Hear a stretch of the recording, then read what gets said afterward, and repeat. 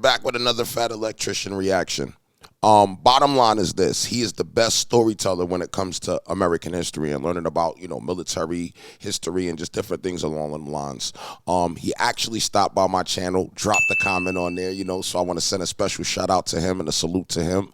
We're about to get into this new video that he has called Winter Soldier ODs on Meth and Becomes Unkillable. The title alone grabbed me, all right? Let's run this video up 5,000 likes or better. And without further ado, Special Forces guys doing meth while skiing. Did I get your attention? Today we're talking about Aimo Koivunen, the Finnish Special Forces soldier that took his entire unit's supply of crank and then proceeded to troll the Soviets and himself for 2 weeks about it. Before this video gets too far off the rails, we do have a sponsor, and that sponsor is We The People Holsters. They probably have the best quality to price ratio for any holster company on the market. Here's mine. It came with the clip and in the fancy gridline Kydex, and it cost $57, which is like half of what any other company was going to charge you. If you wanted to check them out, I'll have a link and a discount code down below. Let's get to this story. March 18th, 1944, Aimo and his friends, a small group of Special Forces Finnish soldiers, have just finished conducting a 3-day-long ski patrol and are returning back to base when they are ambushed by an entire platoon of Soviet soldiers. They have nowhere near enough men to fight back. They have to retreat and get away. In order to do so, they go off the beaten path and attempt to blaze their own trail through unpacked snow. Aimo, as fate would have it, would be the point man, having to do the majority of the work as far as beating down the unpacked snow goes. Now, they've been out skiing for 3 days straight. Everybody's exhausted, but the level of work that Aimo is having to dish out is almost unbearable. And yo, imagine going to war and the biggest problem is not even the bullets, it's the snow. Like, just imagine how the snow is in, Soviet Union or Russia or whatever the hell that is. Just look at the snow right there. That looks insane. Been out skiing for 3 days straight. Everybody's exhausted, but the level of work that Aimo is having to dish out is almost unbearable, and he's unable to set a pace that is going to allow them to escape. And the Soviets are catching up. So Aimo decides to take the high road, reaches into his pocket, and pulls out a bottle, and inside of that bottle is all of his and his buddy's supply of Pervitin. Aimo had been given all of it because everybody knew that Aimo didn't care for. So what is the Pervitin, or whatever the name of that is? Is that like, what type of drug is that? Or is that the meth? For taking Pervitin, and this meant that Aimo would keep it safe and nobody else would dip into it when they weren't supposed to. And if you don't know, Pervitin is the German miracle drug that came out in 1938, also known as meth. And just to be clear, this isn't like Jesse Pinkman cooking it in the back of a van, putting chili powder in it. This is high-quality pharmaceutical-grade nose torque, okay? This is inhalable horsepower, and this man's about to take some. Goddamn right. So Aimo pops off the lid and he wants to dump a single pill into his hand, which is the recommended dose. The problem is the Pervitin has been sitting in his pocket, half of it warm against his body, the other half getting cold against the outside of his jacket, and it is now congealed into one gigantic meth nugget, and the whole nugget falls into his mitten. He's unable to break off a singular piece because, well, he has mittens on and he doesn't have the dexterity, so he says, fuck it, and eats the entire nugget of meth. Oh my God. Which was roughly 30 pills at one point. Oh, okay, fast forward like 45 seconds. Aimo feels incredible. He is a new man. He has gone from dragging ass to tripping balls, and he has had a life-altering... Yo, I think that if you're in war, you should be allowed to take drugs, though. I ain't gonna lie. I mean, mentally, you have to be ready. I mean, who's gonna care if that's how I feel. Who's gonna care? You should be able to take drugs, especially in them crazy-ass wars that we had in the past. Revelation that he's been put on this planet to do 2 things and 2 things only, and that is to outrun the Soviets and steal catalytic converters, and those aren't even going to be invented for like another 35 years. So guess what we're doing? We're outrunning these Soviets. This man begins blazing a path through unpacked snow quicker than anybody ever has, ever. And the Soviets are just watching these guys take off like a rocket, like... The plaid. Over the course of the next hour, they managed to outrun the Soviets so bad that they just gave up. So they finally stopped, they regrouped, they wanted to see if anybody had been shot, they wanted to make sure everybody was doing okay before they carried on with their mission and journeyed back home. At that point, Aimo did not sit still. He is pacing, he's walking around, he's talking to himself, and that's when his buddies realized, oh boy, Aimo is higher than draft pussy on a fucking extension ladder, we gotta do something. So they decide it's probably a good idea to take away all of his ammunition and his knife knife so he doesn't hurt himself or somebody else. So they take the ammo away from him, they turn around, they go to put it in somebody else's backpack so they can carry it, turn back around, Aimo is fucking gone. Fast forward an unspecified amount of time later, and Aimo wakes up, looks around, has no idea where he is. You see, Aimo had blacked out. And when I say blacked out, I don't mean he laid down and fell asleep. I mean he proceeded to ski 62 miles in a random direction and then laid down and fell asleep. And he is now just waking up, realizing that he has no recollection of which direction he went or came from, and he has no idea where he is. At this point, a Soviet soldier hops out from behind a tree and begins shooting at Aimo. Aimo panics, gets to his feet, grabs his gun, lifts it, fires at the Soviet soldier, click, fuck. His friends had taken all of his ammunition. So he grabs his empty gun and throws it at the Soviet soldier. It hits him and he explodes into a pile of snow. Aimo, what the fuck? Looks up. Oh, it was just a tree branch covered in snow the whole time. He is now hallucinating. So, not really knowing what else to do, he straps his skis back on and proceeds to ski around looking for his friends or anything, really.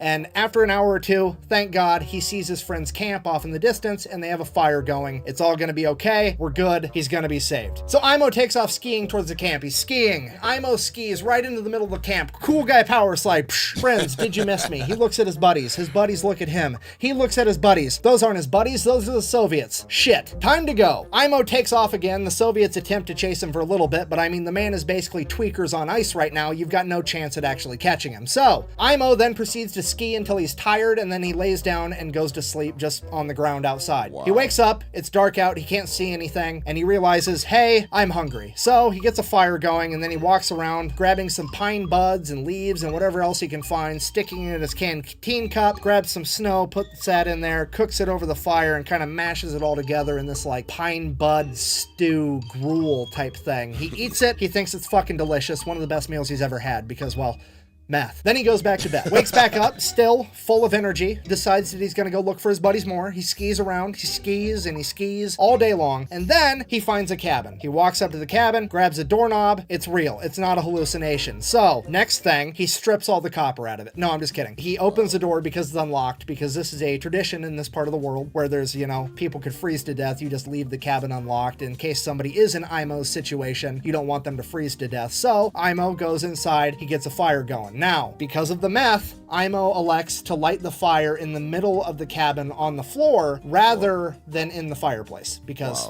you know, obviously. He then proceeds to go to bed, and all throughout the night, the fire keeps getting hotter and hotter, so he keeps like shimmying away from it and shimmying away from it over and over again. And then finally, his back hits a wall, and he wakes up and realizes that the entire cabin is on fire. So he's like, shit. So he gets up, goes outside the cabin, puts his back against the wall of the outside of the cabin, and then goes back to sleep. Meth. So Aimo wakes up again, it's dark out, he hears growling off in the distance as there's a pair of yellow eyes staring at him. He looks behind him, the cabin completely burnt to a crisp as these eyes keep getting closer and closer, and there's growling, and out of the shadows leaps Hugh Jackman. Wait, what the fuck? Sorry, a Wolverine, not the Wolverine. A Wolverine, still, I mean, it's better, but not a lot better, okay? This thing is 65 pounds of teeth, claws, fur, and bad attitude. And this thing will absolutely kill Aimo if Aimo lets it. Aimo is now in a fight for his life, so he pulls out his knife and begins fighting a fucking Wolverine while tripping out on meth. He is kicking and punching and stabbing this Wolverine, and he finally gets on top of the Wolverine as he straddles it and plunges his knife into the Wolverine's chest as the life from the Wolverine leaves its body and it falls limp to the ground. At that point, Aimo remembers, wait a minute, my friends took my knife. He looks at his knife, that's not his knife, that's his compass, and now it's broke. Shit. I mean, also kind of cool though, because he just killed a Wolverine with a compass. He looks down at the dead Wolverine. He's sitting on top of a log. He had hallucinated the entire thing again. Meth. So Aimo gets up off the log that he just killed, looking around, not knowing what to do. In the darkness of night, he sees a fire off in the distance. So he straps on his skis and starts making his way towards that fire. And he's skiing, and he's skiing, and he's skiing all night long. And he's going, and he's going, and this fucking fire is not getting any closer. It's almost like it's running from him, and he keeps going towards it longer and longer. And finally, dawn breaks, and Aimo realizes that he's been chasing the North Star, thinking it was a fire for like the last 8 hours. Because meth. So now it's morning. Aimo still has no idea where he's going. So it's like, well, better find some copper. I mean, my friends. He's got to find his friends. So he just starts skiing around looking for any signs of human life at this point. And he's skiing and he's skiing and he's going and he's going. And he finally comes across this abandoned German forward observational base. And he starts making his way towards it. The problem with this was whenever the Germans abandoned something in World War II, they usually booby-trapped it. And that's what happened here because Aimo skis over a landmine, blowing up his foot, throwing him to the ground. And Aimo's like, that's it. I'm dead. For sure, there's no way I'm making it out of this. And he just lays there. We have no idea how long he laid there. He said he laid there for a week, but that dude's high as a kite on meth. He could have been there for 45 minutes. We have no idea. But he lays there and he lays there, literally too high to die. And then he just gets bored and he's like, fine, I'll live. And he gets up and he starts walking back towards the base again. He makes it all the way to the building, you know, grabs a doorknob. Well, at least the base is real. The landmine sure as fuck was real. The base better be real. The base is real, grabs a doorknob, opens the door. That's booby trap 2. Blows up in his face, yeets him 30 yards the other direction as he lands flat on his back with the door on top of him. And he's like, okay, now for sure I'm gonna die. There's no way I'm making it out of this. I'm done. And he just lays there. He completely gives up and he just waits for death to come get him. And he's laying there and 1 day passes and 2 days pass and 3 and 4 and 5 and 6, 7 days pass. And he's still just laying there like, this is taking forever. And then finally, some Finnish soldiers come up and are like, hey, do you want some help? And he's like, holy shit, yeah, that'd be great. So the Finnish guys start making their way over to him, and then one of them steps on a fucking landmine. And then the other 2 Finnish soldiers are like, well, we can only save one of you, and we're gonna save the guy that we came with. If we get this guy saved, we'll let him know to come back and save you later. Peace, goodbye. And just left him laying there again. So he thinks to himself, maybe if I can survive a couple more days, I might actually make it out of this. So he starts trying. He gets a little fire going next to him. He starts melting snow in his canteen cup to drink water to hydrate. A Siberian jay at some point lands next to him, and he takes a ski pole and smacks it to death, pulls the Siberian jay over to him, grabs it, and just Ozzy Osbournes this bird raw, just eats the whole thing, trying to get any amount of calories inside of him. And then after 3 more days, they come back and they save Aimo, and he completely blacks out. Aimo comes to, he's in a Finnish hospital where he's informed that he has been missing for 14 days and they found him 250 miles from where he originally departed his friends. He now weighs a mere 95 pounds and has a resting heart rate currently of 200 beats per minute, 14 days after taking all of the meth. So Aimo proceeds to do the logical thing, makes a full recovery and lives a long, happy life until passing away at 71 in 1989 because he's Finnish and that's just how they get down. Yeah, if you're not picking up what I'm trying to tell you, this man actually may have seen Star Wars, the original series, in theater, okay? Could you imagine him taking his kids to the movie theater just being like, we didn't call it the Force back in my day. We called it Pervidin. Seriously, it's pretty funny that the only 2 Finnish soldiers that I know off the top of my head are Aimo and Simo Hoya. Simo, deadliest sniper of all time, over 500 kills. Aimo, the most unkillable tweaker ever. Don't worry, this story keeps going. Meth. Aimo's son was interviewed about his dad, to which he said that his dad never really talked much about his time in service, but there was one point later in Aimo's life when he decided to write in to a local newspaper that was having a competition for who had the best, craziest military story ever. And he wrote his story down, mailed it in, and he was informed, congratulations, you've got second. How the fuck did this guy get second place with this story? Did Simo Hoya enter the same competition? Because that's the only logical explanation, other than that there was some Karen on the judge board that was like, I don't know, this story seems a little too unbelievable if you ask me. Bah. To which my argument is, look at him. Do you think that guy's lying about this story? Oh, do you hell really? nah. Because homeboy looks like he's about to hit a T intersection and go straight, okay? That's not hair product. He just moves that fucking fast now. There's no way he's lying about this story, and I'm legitimately mad he didn't win this fucking competition for some reason. Okay, this story is getting out of hand. We need to end this video. I guess, in conclusion, it's important to bear in mind with how incredible this story is that Aimo is the exception and not the example. You should not do drugs because they are in fact bad for you, okay? Don't do drugs. Also, don't fight the Finnish in winter in Finland where they have home field advantage. It's just a bad time. Anyways, thank you for watching. Best way to support the channel is go buy some merch at thefatelectrician.com. Quack back. See, that's exactly why I love this channel. He gives you a great story. It's a great conversation. He narrates it the best. And it leads to more things.